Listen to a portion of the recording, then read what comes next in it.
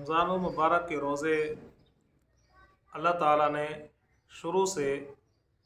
آج تک جو ہم تک یہ سلسلہ پہنچا ہے، اس کے اندر 3 طرح کی تبدیلیاں واقع ہوئی ہیں۔ سب سے پہلی حضرت معاذ بن جبل رضی اللہ تعالیٰ عنہ فرماتے ہیں کہ سب سے پہلے جو اللہ تعالیٰ نے روزوں کا حکم دیا تھا وہ ہر مہینے کے 3 روزے ہوتے تھے، جو آج کل بھی سنت ہے، ایام بیز ان کو کہا جاتا ہے۔ ہر چاند کی 13، 14، 15 تاریخ کو روزہ رکھنا یہ آپ صلی اللہ علیہ وسلم کی سنت ہے۔ تو یہ شروع اسلام کے اندر ہر مہینے کے 3 دن کا روزہ اور 10ویں محرم کا روزہ، یوم عاشور کا روزہ مسلمانوں کے لیے تھا۔ یہ سب سے پہلے روزوں کی ترتیب تھی شروع اسلام کے اندر۔ پھر اس کے بعد اللہ تعالیٰ نے رمضان المبارک کے روزے نازل فرما دیے۔ اب رمضان المبارک کے روزے نازل ہوئے تو جس طرح باقی احکامات کے اندر شروع میں تھوڑی نرمی بھی تھی اور کچھ چیزوں میں سختی بھی ہوتی تھی، تو شروع اسلام کے اندر جب رمضان کے روزے نازل ہوئے تو اللہ تعالیٰ نے یہ بھی اختیار دیا تھا وَعَلَى الَّذِينَ يُطِيقُونَهُ فِدْيَةٌ طَعَامُ مِسْكِينٍ کہ تم میں سے جس کو طاقت ہے، صحیح سلامت بندہ ہے، نوجوان ہے، طاقتور ہے، روزہ رکھ سکتا ہے، پھر بھی اگر وہ روزہ نہیں رکھتا، وہ فدیہ اس کا دیتا ہے تو اللہ تعالیٰ کے یہاں فدیہ بھی قبول ہے۔ لیکن ساتھ میں یہ دعوت دی گئی وَأَن تَصُومُوا خَيْرٌ لَكُمْ إِن كُنتُم کہ اگر تم لوگ روزہ رکھ لو تو یہ فدیے سے اللہ تعالیٰ کو زیادہ پسندیدہ ہے۔ تو یہ شروع اسلام کے اندر یہ دوسری تبدیلی تھی کہ پہلے ہر مہینے کے 3 روزے، پھر اس کے بعد رمضان کے روزے، لیکن فدیے کا اختیار بھی ساتھ دیا گیا۔ اب اس کے بعد تیسری جو تبدیلی آئی ہے شروع اسلام کے اندر، جو اگلے دن کا روزہ شروع ہوتا تھا، ہمارا تو صبح صادق سے شروع ہوگا، اس سے پہلے رات کو ہمیں اجازت ہے ہم کھائے پئیں، چاہے روزے کی نیت بھی کریں، روزہ شروع نہیں ہوتا، روزہ وہ صبح صادق سے ہی جا کے سٹارٹ ہوگا، ہم نیند بھی کر لیں کوئی مسئلہ نہیں ہے۔ لیکن شروع اسلام کے اندر اس معاملے میں سختی تھی۔ شروع اسلام کے اندر اگلے دن کا جو روزہ شروع ہوتا تھا وہ بندے کے سوتے ہی شروع ہو جاتا تھا، چاہے وہ بندہ مغرب کے فوراً بعد سویا ہے، آنکھ لگی ہے، اب اس کے بعد اس کا روزہ شروع ہو جاتا تھا، یا وہ عشاء کی نماز پڑھ کے سویا ہے،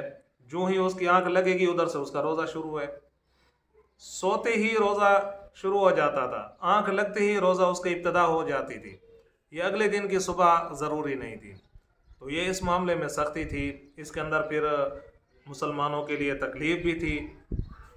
اور بہت سے صحابہ کرام کو مشکلات بھی پیش آئیں اس عمل کے اندر۔ انہی میں سے ایک حضرت ابو قیس رضی اللہ تعالیٰ عنہ تھے، مزدور صحابی تھے۔ حضرت ابو قیس رضی اللہ تعالیٰ عنہ مزدوری کر کے آئے، روزہ افطار کیا، جو گھر میں میسر تھا، پانی تھا یا کھجوریں تھیں، غربت کا دور تھا، یہی چیزیں چلتی تھیں۔ اب اس کے بعد گھر والوں نے کہا کہ آپ نماز پڑھیں، تھوڑا انتظار کریں، گھر میں تو کچھ نہیں ہے کھانے کے لیے، آپ مزدوری پہ گئے لیکن کچھ لائے نہیں ہیں،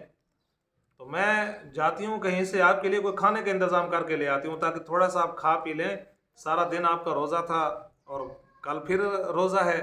تو کچھ نہ کچھ تو کھا لیں تاکہ کل آپ نے کام پہ بھی جانا ہے، روزہ بھی رکھنا ہے۔ تو انہوں نے قبول کر لیا کہ میں نماز پڑھتا ہوں، آپ جائیں اور کچھ نہ کچھ تلاش کر کے لے آئیں۔ تو ان کے گھر والے گئے اڑوس پڑوس میں کہیں سے ان کے لیے کھانا لینے کے لیے تاکہ یہ کچھ کھا پی لیں۔ تو ان کے گھر والے جب کھانا تلاش کر کے آئے تو حضرت ابو قیس رضی اللہ تعالیٰ عنہ ٹیک لگائے ہوئے تھے اور ان کو نیند آ گئی۔ تو جو ہی بیوی نے دیکھا اس نے رونا شروع کر دیا، افسوس شروع کر دیا، کہا کہ آج سارا دن آپ نے محنت مزدوری کی، بھوکے پیاسے روزے کی حالت میں رہے، افطار آپ نے کیا پانی اور کھجور کے اوپر، اب میں آپ کے لیے کھانا لائی ہوں، آپ کو نیند آ گئی، آپ کا پھر روزہ شروع ہو گیا ہے کل والا،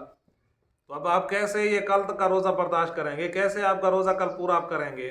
دوسرا دن ہے، آپ نے کھایا پیا کچھ نہیں ہے، تو اب تو روزے کی ابتدا ہو چکی تھی، کچھ نہیں ہو سکتا تھا۔ تو جب دوسرا دن ہوا، حضرت ابو قیس رضی اللہ تعالیٰ عنہ کی حالت بہت نازک ہو گئی۔ آپ صلی اللہ علیہ وسلم تشریف لائے، آپ صلی اللہ علیہ وسلم نے پوچھا، گھر والوں نے بتایا کہ اس طرح ان کے لیے ہوا ہے، یہ آئے تھے مزدوری کر کے، افطار کیا، کھانے کے لیے کچھ نہیں تھا، ہم تلاش کرنے کے لیے گئے، واپس آئے تو یہ سو چکے تھے، روزہ شروع ہو چکا تھا۔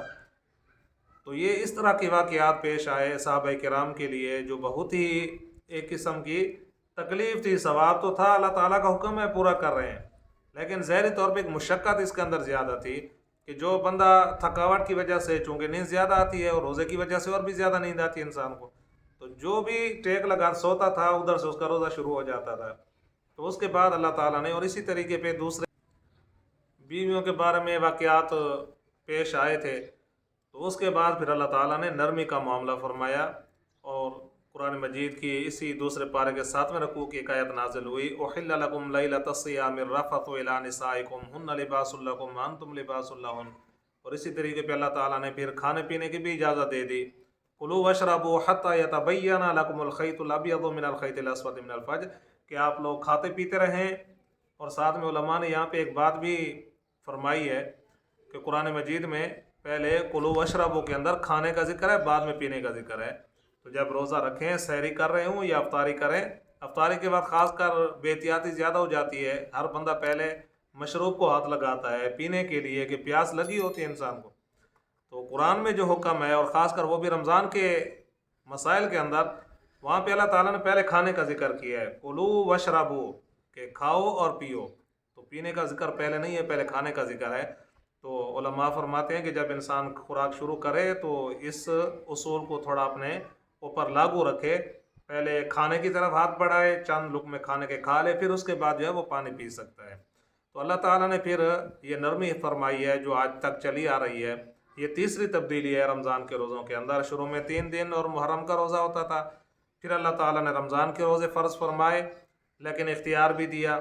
پھر اس کے بعد تیسری تبدیلی کہ جو سوتے ہی روزہ شروع ہو جاتا تھا، اللہ تعالیٰ نے وہ نرمی فرما دی کہ اب روزہ صبح صادق کے بعد شروع ہوتا ہے، اس سے پہلے ہمیں جو ہے اجازت ہے، چاہے ہم سو جائیں، روزے کے دوسرا روزہ شروع نہیں ہوتا جب تک صبح صادق نہ ہو،